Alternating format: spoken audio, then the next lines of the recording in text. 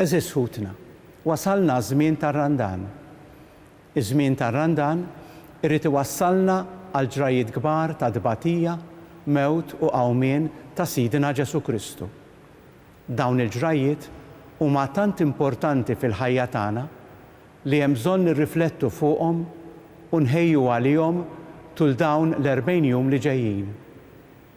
Dawn l-40 jum irridu jdaħħluna fl-atmosfera ta' dawn il-ġrajiet billi nitolbu, iżda wkoll billi nirriflettu xi jfissru għalina.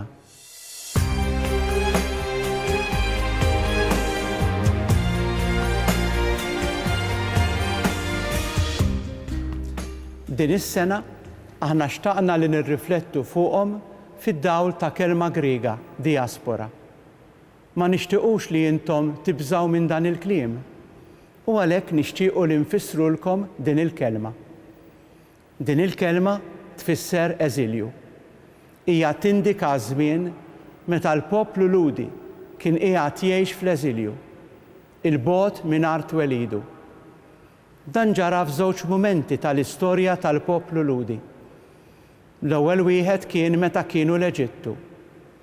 Din l-istorja bdiet meta Ġakob u t-tfal tiegħu niżlu l-Eġittu minħabba li kien hemm ħafna ġuħ u tispiċċa madwar is-sena 1280 qabel Kristu meta permezz ta' Mosè Alla ħarġhom mill-Eġittu.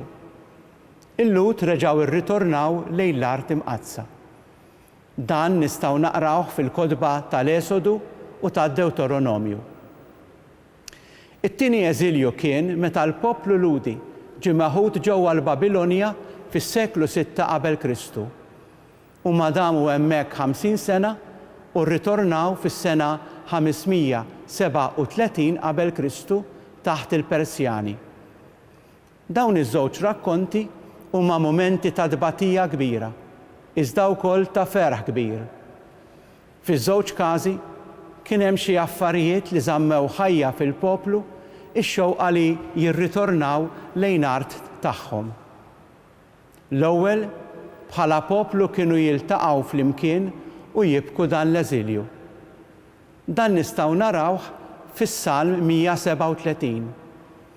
F'xatt ix-xmajjar ta' Babel hemm qagħdna bil-qiegħda u bkejna, aħna u niftakru f'Sijon. Kif nistgħu nagħmlu l-għanja tal-mulej f'art barranija? Tibbies li jidilleminija jekk qatt ninsa lilek Ġerusalem. Dan kien marbut ma' xewqa kbira li xi darba jerġgħu lura lejn l-art imwiegħda. It-tieni fatt huwa li Alla dejjem waslilhom il-kelma tiegħu biex imexxihom. Mingħajrha ma kienx ikollhom direzzjoni. Fil-ħruġ mill-Eġittu Alla tom il-kmandamenti wara li jażlu lilu biex imexxihom. Wieħed jipprova jimmaġina x'poplu kien ikun kieku żammew dawn il-kmandamenti. Fil-ħruġ mill-eżilju ta' Babilonja huma skoprew il-kelma tal-Alla mill-ġdid u ferħu għaliex kellhom lila li tmexxihom. Naqraw, imbagħad Eżdra fetaħ il-ktieb u kulħadd qam bil-wieqfa u wieġbu Amen, Amen. U nxteħtu arkubtejhom wiċċhom mal-art jagħtu qima lill-mulej għax il-poplu kollu kien infexx jibki meta sema kliem il-liġi. Issa l-poplu ħassu protett għaliex weqgħet fuqu il-barka tal-kelma tal-mulej.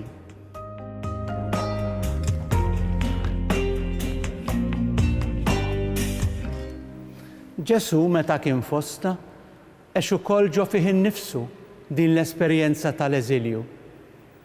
Din l-istorja tiġi spjegata fl-ewwel kapitlu tal-Evanġelju ta' San Ġwan. Fil-bidu kien il-Verb, u l-Verb kien ma' Alla, u l-Verb kien Alla. Kien fid-dinja, u d-dinja saret bih, imma d-dinja ma għarfitux. Ġie f'daru u niesu ma laqgħuhx. Anki Ġesu biex isalvana kellu jgħaddi minn dan l-eżilju, bogħod umanament mill-missier u miċħud mill-poplu li ġie biex isalva. Ġesu ħass dan kollu fuq is-salib u kien bogħod umanament minn Alla l-Missier. Alla tiegħi, għaliex tlaqtni. F'dak il-mument ukoll ħass ukoll l-eżilju mill-poplu tiegħu li kien qiegħed isalbu. F'din id-dieqa kollha nistgħu nifhmu aħjar dawk il-mumenti ta' meta Ġesu mar ifittex li jkun qrib ta' Alla l-Missier fil-mumenti tat-talb. Anke fil-mument tal-mewt ta' Ġesu nistgħu naraw it-talba tiegħu ta' ritorn għand il-Missier wara li temm il-missjoni tiegħu. Missier, fidejk jinnerħi ruħi. Nistgħu nifhmu wkoll għaliex Ġesu qabel ma beda l-missjoni tiegħu ixandar il-bxara tajba kien għażel l-apostli u nies oħrajn biex jgħixu f'komunjoni miegħu.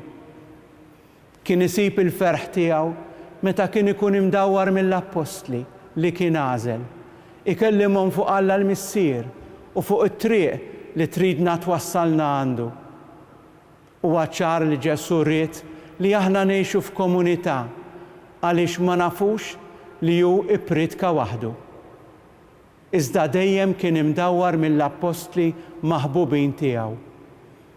Huwa kien għażel id-dixxipli tiegħu qabel ma beda l-missjoni tiegħu. U l-missjoni tiegħu saret fil-kuntest ma' dan iċ-ċirku żgħir fejn seta' jħossu f'ambjent li seta' jaqsam magħhom dak li kien imnebbaħ biex jgħidilhom.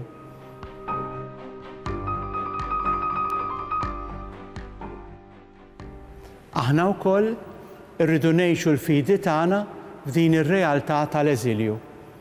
Qegħdin ngħidu dan għaliex jekk ma nindunawx li qegħdin fl-eżilju, mhux se jseħħ dak li aħna semmejnielkom fil-pastorali tal-Avvent fuq il-bidla.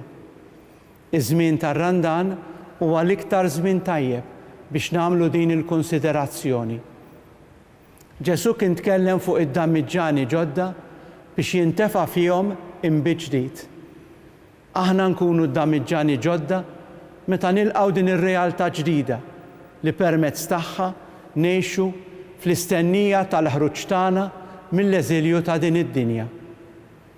Imbagħad inkunu nistgħu nilqgħu it-tagħlim ġdid ta' Ġesu mingħajr tfixkil. Skont San Pawl, aħna ċittadini flimkien mal-qaddisin u n-nies tad-dar ta' Alla. Il-mulej ħalaqna l-eternità u x-xewqa tan-nisrani trid tkun li xi darba huwa jilħaq dan il-għan li jgawdi lill-mulej għall-eternità. Sfortunatament m'għadniex nitkellmu biżżejjed fuq dan il-fatt. Iżda huwa fundamentali għall-mixja spiritwali tagħna. Jekk narfu li għadna fl-eżilju, allura ma nintrabtux wisq mal-ħwejjeġ ta' din l-art u nibdew naħsbu għal ħwejjeġ li jwasluna għal ħajja ta' dejjem.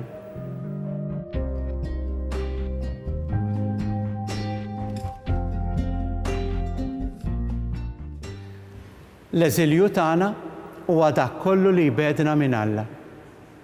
Kulħadd għandu tiegħu, imma nistgħu nsemmu ftit eżempji. Meta taħseb li dak li tiddeċidi inti huwa tajjeb jew ħażin, bla ma tagħmel l-ebda rabta mal-kelma t'Alla.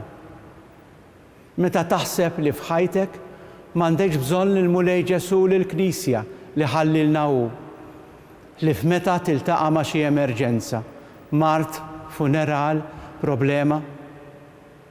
Meta tintilef fil-ġirja għall-affarijiet materjali, bla ma tagħti każ l-etika u l-ġustizzja. B'mod ġenerali nistgħu ngħidu li nkunu fl-eżilju spiritwali meta f'ħajjitna impoġġu fil-ġenb il-kmandamenti ta' Alla. Il-kelma ta' Alla uritna li fl-eżilju il-poplu l-magħżul intebaħ li flok akkwista ħafna libertà minn Alla sar il-sir tiegħu innifsu u ta' oħrajn. Bosta bnedmin, anke fi żmienna, għandhom din l-esperjenza. Jaħsbu li jekk jitilqu lil Alla isiru aktar liberi u jagħmlu li jridu. Fil-fatt isibu li dan mhux veru. U ħafna drabi f'din is-sitwazzjoni ta' miżerja, ħafna jintebħu kemm għandhom bżonn ta' Alla u jerġgħu iduru lejh. Ir-Randan huwa żmien meta aħna aktar naħsbu biex nażlu li nħarsu l-qudiem lejn is-saltna imwiegħda minn Ġesu lilna lkoll.